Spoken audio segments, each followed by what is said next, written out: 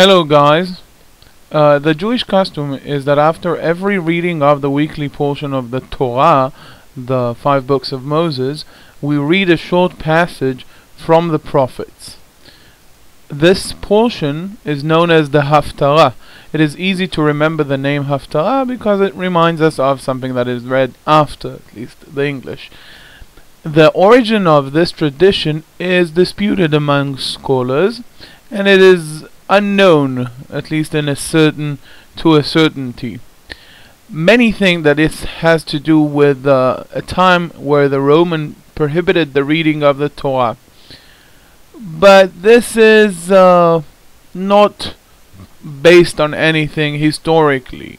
The claim that the Jews read a portion of the prophet because they could not read a portion of the Torah according to the Roman law is nowhere to be backed with historical information. Scholars, however, believe that the tradition of reading the Haftarah goes back to the polemic against the Samaritans. The Samaritans, as some of you might know, were and still are a group of people which, according to their own claim, are the remnants of the northern tribes of Israel. And according to the prophets, they were Gentiles that were brought by the Assyrian Empire to Israel to populate those areas from where the northern tribes were exiled and expelled. The Samaritans believe only in the 5 books of Moses, only in the Torah, and in a version of the book of Joshua, and they do not believe that the prophets are authoritative. To them, only the Torah is relevant, and they don't follow the prophets.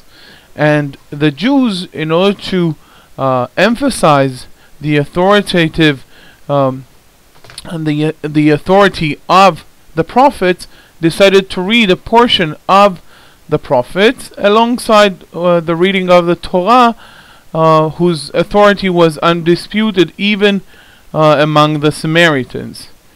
The weekly portion of the Haftarah deals with similar issues, as the weekly portion of the Torah. In the parasha, in our parasha, Terumah, contribution, the parasha, the weekly portion of the Torah, deals with the instructions given by God to Moses in regards to the building of the tabernacle and the vessels related to the tabernacle.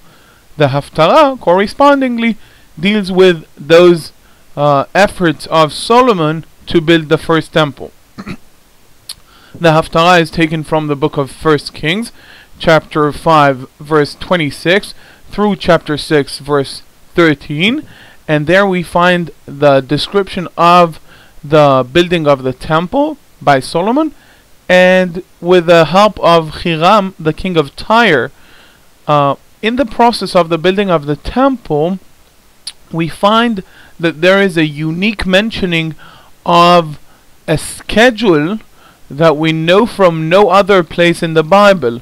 And this is a good opportunity to talk about the names of the months in the Bible. And generally speaking, in the Bible we find 3 systems. The basic one is an ordinal one.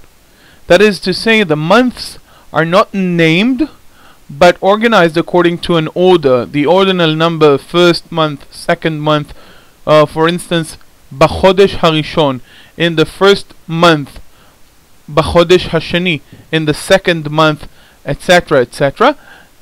Very much so are the days of the week in the Hebrew Bible, which are not named after anyone, but they have an ordinal number. Yom Sheni, Yom Shelishi, Yom Hashishi, second day, which would be Monday, third day, which would be Tuesday, and the 6th day, which would be Friday. It is interesting to see that in both cases the Hebrew chooses the ordinal number and not naming of the day following or a system, because I think, as we do in our days, the names of the months usually were after deities. some of the days of the week are two. Wednesday is Odin's day, Odin, Scandinavian deity. Okay, and the month also, note, for instance, just one example, the month of January is named after Janus, the Roman god of doors, of openings, looking both ways, with the two-faced god. I don't mean that he's lying, but he's two-faced, literally looking both back and forth. And so the Hebrew main system in the Hebrew Bible shows the ordinal number of the month rather than naming them. That is the main system. Now, following the exile and the destruction of the first temple, the Jews, the returnees coming back to Israel from Babylon, brought with them a system of months named after Babylonian gods mainly, and these are the names of the months as used in the later books of the Hebrew Bible, the books of the Hebrew Bible that were written during the Second Temple period, and they are still in effect in the Jewish calendar. For instance, I celebrate my birthday in the 18th day of Adar. Adar is a Babylonian name of a month.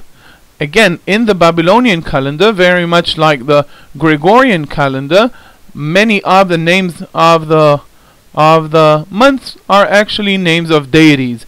So we've talked about an ordinal system, which is the main system during the First Temple period.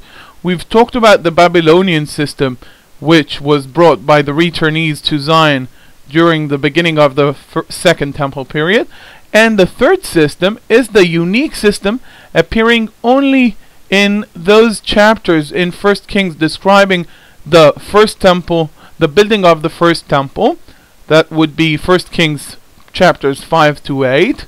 And the names of the months are probably Phoenician names, since the Phoenician and the Hiram, the king of Tyre, which was probably a Phoenician king or a Canaanite king. Phoenician and Canaanite are very much similar.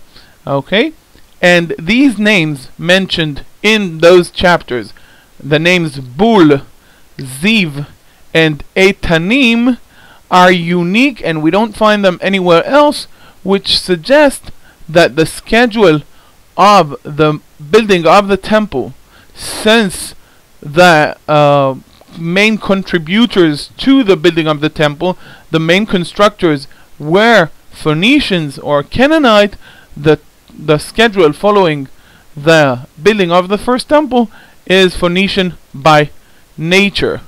And just as a coup de grace, I want to tell you a story about what I had with my 4-year-old son this week. He was I picked him from the kindergarten, and he asked me, "Abba, do you know why there is rain?" And I started talking about the cycle of water in nature, water vaporized from the sea and stuff like that. And he says, "No, Abba, you're wrong. We prayed to God, and there is rain." So it was very nice to see the innocence of him. And I'll see you next week. Bye bye, guys.